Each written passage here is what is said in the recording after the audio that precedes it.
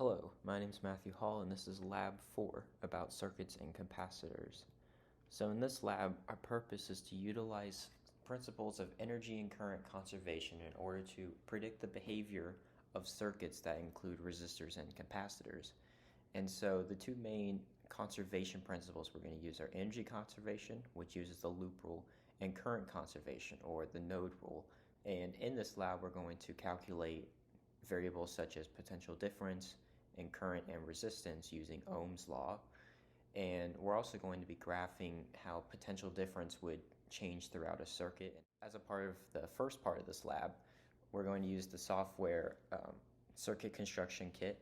And in that, we're going to use resistors, ammeters, voltmeters, batteries, capacitors, and the stopwatch feature. And this is what we get from the first part of the lab with the series circuit, that in this case, the current of the top and the bottom, they both equal 0.02 amps according to Ohm's law.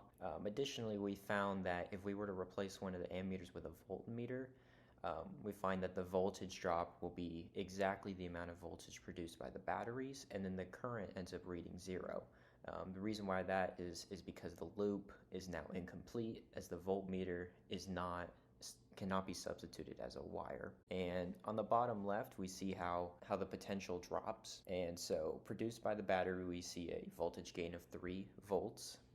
And then as we move from B to C throughout the wire, the voltage drop there is 0 volts because there's no resistance. And then for both the resistors, we see a negative voltage drop. And that's because of Ohm's law. We know that the greater the resistance, the greater the voltage drop. And so in the graph, we can see the same thing that was represented there. We start from 0, and as we move through the battery, we gain voltage, and then as we move through the resistances, we lose voltage, and then we always result back to 0. And so using this, we can calculate the resistances of our resistors, but the wire and the ammeter remain 0 ohms.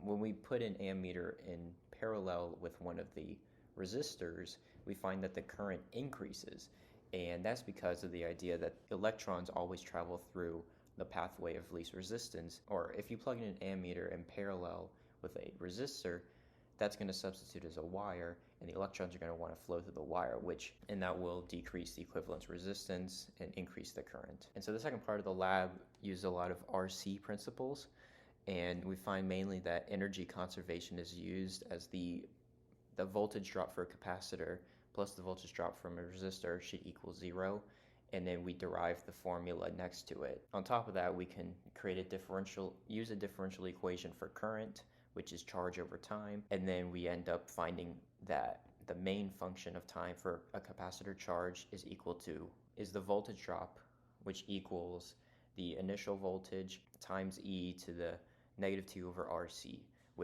in which RC is our time constant.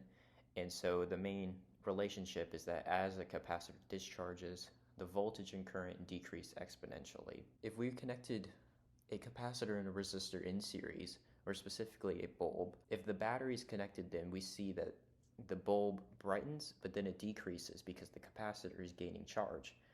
At the same rate, if the battery is disconnected and we only have the bulb connected to the capacitor, then the bulb will still brighten and decrease in brightness, but instead the capacitor is discharging. So essentially the capacitor becomes the battery for the bulb, but as it loses power, the bulb also loses power.